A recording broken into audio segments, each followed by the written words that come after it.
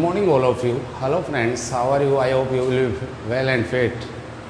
दोस्तों, आपकी विवेकानंद की ऑनलाइन क्लासेस में आप सबका हार्दिक अभिनंदन है, आप सबका अभिनंदन है।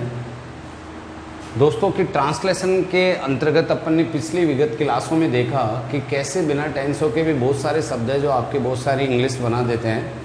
चलते चलते छोटे मोटे सेंटेंस अपने कन्वर्सेशन में जनरली अपन इन्हीं से वाक्य बनाते हैं, पर अपन को महसूस नहीं होता कि ये विदाउट टेंस अपन we make any sentence without tenses, बिना टेंसेस के भी अपन बहुत सारे सेंटेंस बना रहे हैं। This, that, these, those, these are over demonstrative pronoun. ये हमारे प्रदर्शनकारी जो किसी चीज़ का परिचय या किसी चीज़ के तरफ संकेत करने के लिए काम आने वाले प्रोनाउन है। मैंने एक छोटे से फाइल चित्र के माध्यम से इन चारों को समझाया और इन चारों की चार चार बातें यहाँ पे मेंशन की है, जिनको मैं इस चित्र में बोल दूंगा। वही चीज़ें मैंने यहाँ सब मेंशन की है, राइट की है। प्लीज़ समझने का प्रयास करें। दिस यानी यह, दिस का तात्पर्य यह है, प्रोनाउंसिएशन दिस है और इसका अर्थ होता है यह। ये विलोम है डेट का, यानी कि दिस पास में स्थित एक, इसका अर्थ यह होता है। और पास स्थित एक वचन संज्ञा का बोध कराने के लिए कहता है मेरे पास में जिसको मैं पकड़ सकता हूँ, जिस तक मेरी अप्रोच है। दिस इज ए मार्कर, ये एक मार्कर है। और पास स्थित एक वचन संज्ञा का बोध इसके लिए कराया जाता है, इसके साथ सदैव एक वचन वाली साई क्रिया काम में आती है। दिस इज बोल रहा है दोस्तों, डैट और दिस दोनों के साथ एक वचन वाली आती है। और जो दिस है ये डैट का तो विलोम है, मैंने यहाँ लिखा भी है विलोम शो करके। और दीज का एक वचन है, क्योंकि दिस का बहुवचन दीज है। समझने का प्रयास करें। जब पास में एक पुस्तक है तो दिस इज ए बुक, और बहुत सारी पुस्तक है तो दीज आर बुक्स। बहुत सारी पुस्तकों के लिए सेंटेंस बनाना पड़े तो दीज से बनेगा, यानी पास में एक वचन संज्ञा का बोध कराना हो तो दिस से, और पास में बहुत सारी संज्ञाओं का बोध कराना हो तो दीज से अपन वाक्य बनाएंगे। ये सब बातें मैंने यहाँ लिखी है। दीज का अर्थ ये होता है, पास स्थित बहुवचन संज्ञाओं का बोध कराने के लिए हम दीज का प्रयोग करते हैं। और ये दिस का तो बहुवचन है दोस्तों, क्योंकि पास स्थित एक वचन वस्तु के लिए दिस, और दूर स्थित पास स्थित बहुत सारी वस्तुओं के लिए दीज का प्रयोग किया जाता है। सॉरी, यहाँ स्पेलिंग मिस्टेक है। अब इसके अलावा आप देखो कि ये दोज का विलोम भी है। दोज का विलोम कैसे है, इस चीज़ पे भी मैं आ रहा हूँ। इसके साथ हमेशा बहुवचन वाली साई क्रिया काम में लेते हैं। देखो, इन दोनों के साथ हमेशा और एक वचन वाली साई क्रिया काम में लेते हैं। जनरली इज किस किस के साथ, दिस और डेट के साथ। समझने की बात है दोस्तों। और दीज और दोज के साथ बहुवचन वाली साई क्रिया आप काम में ले सकते हो। एक छोटा सा फाइल चित्र है, इससे अपने आप में पूरी चीज़ें क्लियर हो रही है। पास स्थित एक वचन संज्ञा का बोध कराना हो तो दिस, और दूर डेट का अर्थ होता है वह। ये नियर के लिए आता है, और ये फॉर दूर के लिए, फार मीन्स दूर। दूर स्थित एक वचन संज्ञा का बोध कराना हो तो डेट। इसीलिए दिस का विलोम डेट हुआ और डेट का विलोम दिस हुआ। These are opposite for each other, एक दूसरे के लिए विलोम है दोस्तों। और दिस के लिए भी एक वचन वाली साई क्रिया काम में आती है, क्योंकि पास की एक वचन संज्ञा का बोध कराती है। और डेट के लिए भी एक वचन वाली संज्ञा साई क्रिया काम में आएगी, हेल्पिंग वर्ब, क्योंकि दूर स्थित एक वचन संज्ञा का बोध कराती है। अब जो डेट है वो दिस का तो विलोम है, दिस का तो विलोम है, पर एक वचन किसका है, दोज का। इसका तात्पर्य हुआ कि दोज दूर स्थित बहुत सारी संज्ञाओं का बोध कराने के लिए काम में आता है। अब अभी मैं बता रहा था कि पास में एक वस्तु है तो दिस, बहुत सारी है तो दीज। जैसे बहुत सारी यहाँ पे ये टेबल्स है तो दीज आर टेबल्स। पास में ये रही मेरे बगल में रखी हुई है। दीज आर चेयर्स, मेरे बगल में बहुत सारी चेयर हैं। अब दूर कोई वस्तु है, जैसे वह पंखा दूर है, मुझसे दूर है, मैं उसे पकड़ नहीं सकता, वो मेरी अप्रोच से दूर है दोस्तों।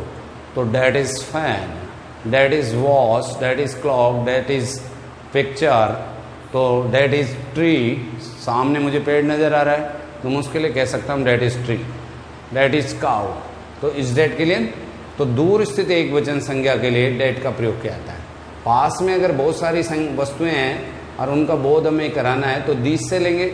बट अगर दूर बहुत सारी वस्तुएं हैं, दूर एक वचन संज्ञा के लिए अपन डेट से बोध कराते थे, पर दूर बहुत सारी संज्ञाओं का बोध कराना हो तो in this situation we are use only और ओनली दोज, वहाँ हम दोज का प्रयोग करेंगे।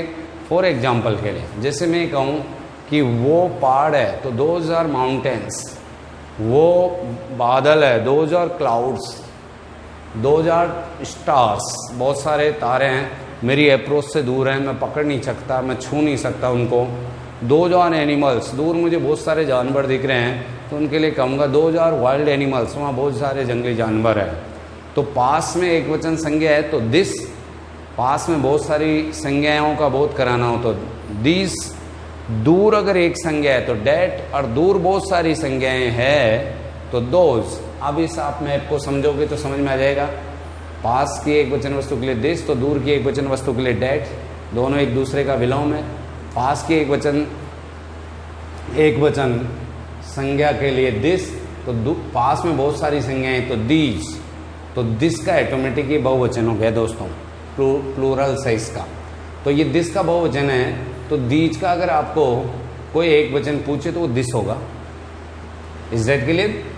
अब दूर एक वचन वस्तु के लिए डैट और दूर बहुत सारी वस्तुएं अगर है तो दोज, तो दो डैट का बहुवचन दोज है तो दोज का एक वचन डैट है। यहाँ इसी चीज़ को अपन ऐसे भी देख सकते हैं कि फॉर एग्जाम्पल के लिए अगर उदाहरण के लिए अपन देखें कि दीज पास की बहुत सारी वस्तुओं के लिए आता है तो दोज बहुत सारी वस्तुओं जो दूर है उनके लिए आता है, तो ये एक दूसरे के विलोम भी है। These are opposite for each other, एक दूसरे के लिए विलोम का भी काम करते हैं। चलते चलते कुछ वाक्य अपन बना सकते हैं। जैसे मैं कहूँ कि ये एक खिलौना है तो दिस इज़ अ टॉय। मैं कहूँ कि मैं उस दृश्य को पसंद करता हूँ, आई लाइक दैट सीन, भूदृश्य है या कोई चित्र लग रहा है, आई लाइक दैट पिक्चर, मुझे वो चित्र अच्छा लग रहा है। तो दोस्तों पास की एक वचन वस्तु के लिए this is my mother, that is your sister, कितने भी सेंटेंस जी में आए जो बना सकते हो। दीज और दोस्त से भी आप बहुत सारे वाक्य बना सकते हो। These are books, these are notebooks. तो दोस्तों जैसे यहाँ बहुत सारे विद्यार्थी बैठे हैं, मेरे पास में सबके पास इजी गोइंग मेरी अप्रोच है तो दीज आर स्टूडेंट्स। यहाँ विद्यार्थी नहीं है तो दीज आर, उनके लिए नोट्स से वाक्य बना सकते हैं। दीज आर नॉट स्टूडेंट्स, तो आर दीज स्टूडेंट्स, क्या ये विद्यार्थी हैं? आर दिस नॉट स्टूडेंट्स, क्या ये विद्यार्थी नहीं है? तो प्लस इंट्रोगेटिव प्लस नेगेटिव भी बना सकते हैं इन वाक्यों से। दिस इज अ बॉल, ये एक बॉल है तो दिस इज ए बॉल। इस तरीके से दोस्तों अपन दिस डैट, दिस दोज, इनसे बहुत सारे वाक्य बना सकते हैं।